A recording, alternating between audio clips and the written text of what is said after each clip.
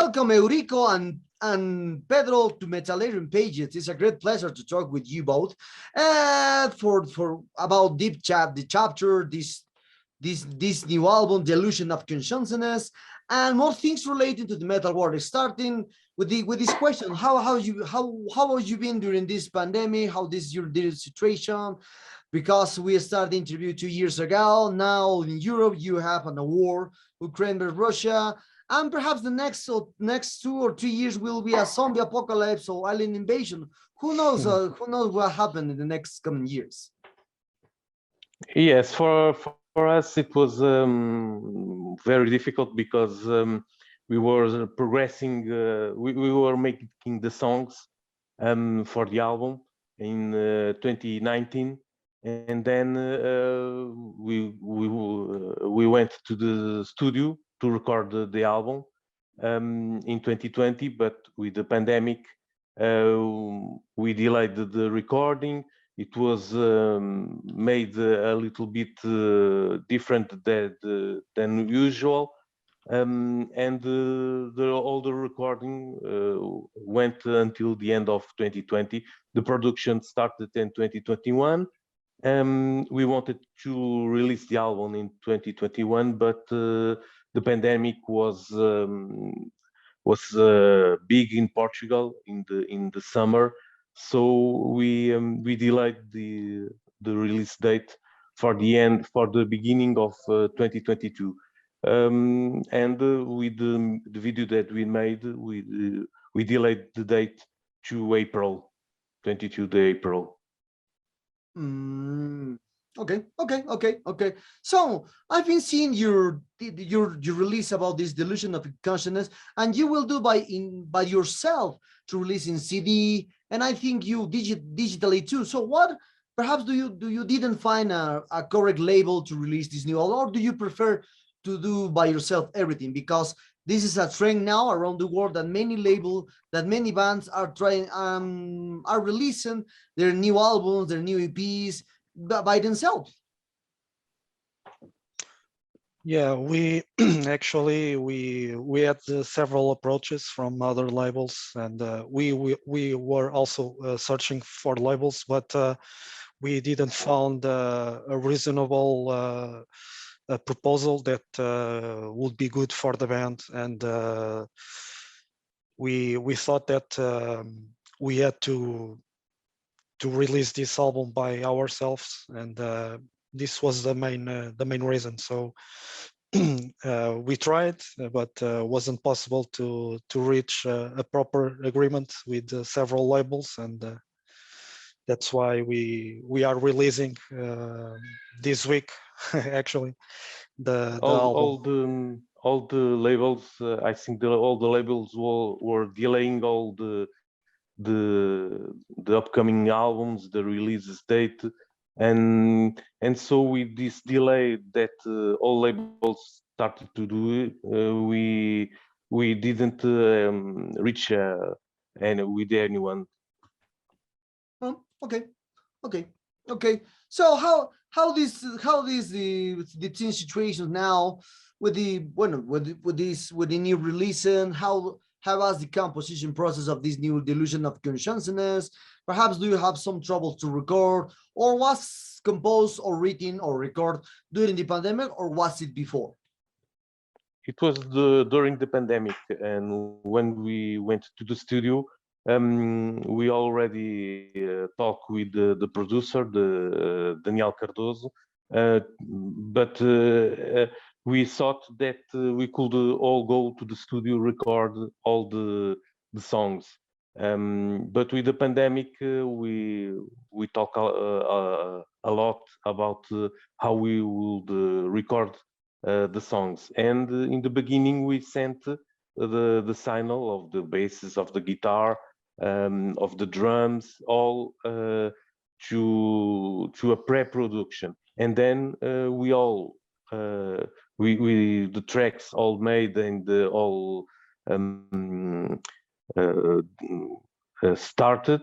We decided to record in house, in home, and sent only the signal to the producer, and then he mastering all the signals of the bass, the guitars, the drums. Only the vocals was recorded in the studio. And it was under the pandemic. It was a little bit difficult, but we managed to do this way. Okay, okay. So now we're talking about the now the lyrics. I try to relate a lot of concepts into there, because you talk about angels, demons, and demons in your first albums. They now about the consciousness in this new one, about the about the vultures in this place. So what is the main concept about the chapter into this illusion of the consciousness? What are you trying to say to your fans, talking about perhaps very peculiar things in your lyrics? Yes, the lyrics was made by me and by Oliveira, the vocals, with some arrangements, and all the songs was adapted to any songs, to every song, and the lyrics was about the theme was dark, was death, all the troubles about the mind and the psychology behind the consciousness of everyone, and the main reason, and social problems, and sometimes we could make some connections about some songs and some problems that we send with these lyrics. The illusion of consciousness was made just like someone saw the world as a particular way, and for everyone this might be different. So the songs are basically about all the darkness, consciousness, and the social problems that society have. Okay, okay. So talking about one aspect around the world, as you know, many bands are releasing new albums, new EPs, new productions around the world in different platforms around the world: YouTube, iTunes Music, Spotify, and these digital platforms. So for you, what are the biggest strengths that this delusion of consciousness has compared to a lot of death doom metal stuff around the world? Because now it's very difficult to get attention from the people now, for the bangers now. Yeah, it's true. And actually, before we thought to release the album, we discussed how to promote the album, how so currently we are trying to we made 8 videos, so each video a video for each song. And as you may know, everything is about multimedia content, and it's one way that we are trying to reach much people as possible, much fans, and of course being active on the social media. And we will release also the album in several media platforms like Spotify, Apple Music, Google, everything. So that's how the business is currently established, and there is no too much to do besides this. Okay, okay. So talking about these aspects about the digital platforms now around the world, is as you know, or perhaps or everything knows around the world, that the band or that the people consume music with 1, 2, 3, or 4 songs from the digital platforms, and they love to do their plays. I'm from the 80s, by the way. I'm from the 80s. I prefer to hear all albums. I don't want to listen just one or pick 2 Me songs. too. Really, so really, that's why I love this one, the Delusion of Consciousness. We did a Thank review on you. our website, so we put a qualification 8 or 8.5, so a great album for us. So starting with this, so why the albums doesn't have the same impact compared to the 60s, 70s, 80s, 90s, and what does band needs to do to improve or to encourage the listeners of all songs in an album for this new generation? Well, when we make the songs, every song has its particularity. All the riffs that we made with some passion, and the lyrics, and all the drums, the bass, the vocals, all we joined with all fun that we wanted. And for us, all the songs are the most important thing of the band, because sometimes here in Portugal isn't easy, because there are a lot of bands. The opportunity are very low. The place to play aren't enough for everyone. So we have to improve the music and make good music. So we didn't wanted to make only 2, 3 great songs. We tried to do all the songs great songs. Even the last song that we made, we dedicated a lot of time to that song until it was really finished, to make a great song. The last song that we made was Vultures. And we certainly we lost much time in this song that in other one, because the approach of the song was one thing. Then we started to improve another riffs, another the verse and the chorus, and then we tried to do a song that could have impact. So we try to put our time in all songs, and not just 3 or 4 songs. And that's the meaning, the reason that why we will make 8 videos, because we love all the 8 songs of the album. Mhm.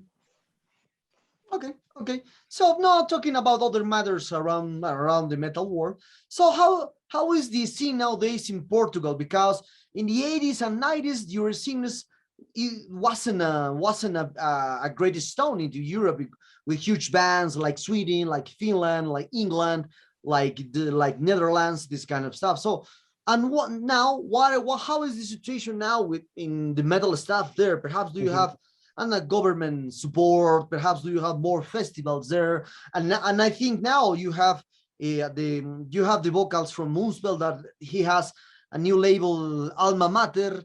They produce books, CDs, etc., etc. No? Yeah, it's Yeah. true.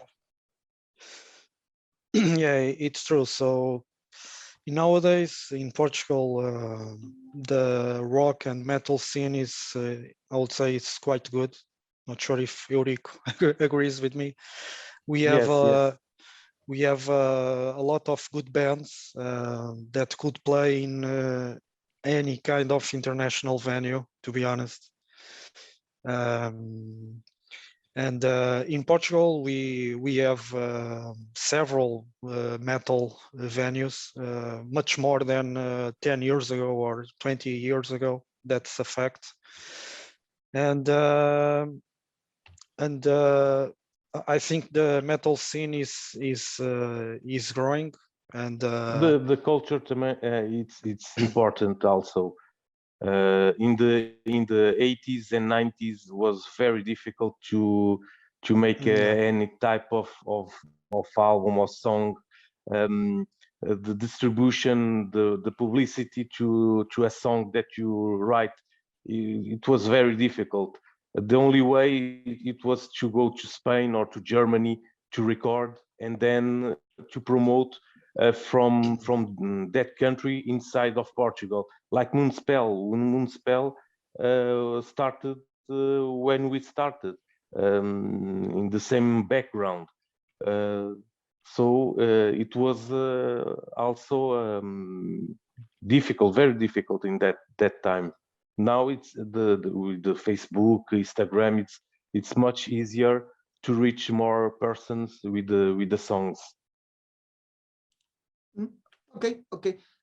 So a related thing into these matters, when you see a lot of bands into the death doom or doom death, then many people thinks that these kind of bands are melancholic people, sadness people. There is a, you try to relate this up because when you hear for the first time in the 90s or the 80s this style, all the people thinks that the doom is for the people, a lot of sadness into the world, a lot of grease, a lot of gray area into the clouds, this kind of stuff. So perhaps into this matter, do you think that this gray stuff, sadness stuff, or suffering stuff, it's very necessary to talk into the death doom metal band or doom metal band? Well, I started to listen to heavy metal with bands very old. Like one of the bands that I liked very much was Candlemass, and that album Nightfall. It was very dark, very doom. Other people like AC/DC, Iron Maiden, and I liked that way of music. Doom metal, I like it very much in the 80s, 90s. And I think that the heavy metal is a type of song that you can release your emotions by the speed or by the aggressivity or by the doom, the sadness. It's different, but it's the same thing. You express your feelings by the song, but this didn't mean that we are depressive or we are in sadness or we are melancholic. No, we like the song, the darkness of the song, the spirituality, and all behind that theme. Yeah, I also would say that as a musicians, we would like to explore the atmosphere of what we are playing and the real feeling of during the composition process, and this it fits very good on the doom, and that's why it's not. We also have songs that are more death metal probably, but we also play doom, yeah. But we like a lot to explore this atmosphere and the feelings of the chords and the melodies and. Okay. So talking about the cover art now, the first cover art from Angel and Demons is like a face, like a dark and like a face in the dark. This kind of something like this Slenderman into the cover art. So and the second one is like death with the moon behind, perhaps this kind of. So how do you choose the cover arts from your albums? Perhaps the artists they send the sketches and you pick someone or someone not, or perhaps do you have something in mind and present to the artist? You wanna answer, Eurico? Actually, the cover album, the artwork of the album was made by João Gomes, the other guitar player of the chapter. I'm not totally inside what was his idea, but probably Eurico knows better than me. Yes, I think that the theme that he wanted to show is the darkness behind a character, behind a vulture, behind something or someone, and all the darkness, the moon, and all the another world, maybe another dimension. So because all the songs have this this type of lyrics, so he wanted and to connect a little bit of the first album that have also a face, a dark face. So he wanted to this way to make this artwork. Okay. So, talking about the, from the future plans in the band, what are the future plans that has the band for this delusion of consciousness? Perhaps on a North American tour and a European tour, more videos, or perhaps on a Latin American tour. Who knows? Who knows? Depends, because you have a perhaps who knows really. Yeah, that would be great, to be honest. A tour like you are describing, that would be awesome. But yeah, we are working to make a kind of a tour, but not in North America or South America, who knows. But so our main focus will be Portugal, of course. Portugal is a small country, so we will try to cover all country. There's a lot. There have been a lot of gigs in south of France and in Spain. Maybe with another band we could make a tour. This I don't believe this year, but next year maybe it could be a reality. An option, yeah. Yes. For now, I believe that our plans is basically stay in Portugal to promote the album, make another 4 videos for the last 4 songs that we have, and maybe we are starting to create new songs for maybe in the beginning of in the end of 2023 begin to make maybe a AP or some individual songs, I don't know, but we are working in new stuff because we cannot be always with the same songs, and this is our future for now. Okay. So, well, Pedro and Eric, the sad times arrive at this interview. I hope you enjoyed this one as I did, and thank you very much for your time. It was a pleasure to know both of you. I hope someday I will see you the chapter live. Who knows? Perhaps you came here, or I will travel to Europe in the future. Who knows really? Perhaps do you want to add something to your Latin American fans and Metalerium readers? Yeah. ¿Podemos hablar en español? Por supuesto. Sí, para nosotros, pues, tocar la música doom metal y death metal es nuestra pasión, por eso damos un gran abrazo para todos los metaleros ahí de Perú, para que continúen a oír buena música.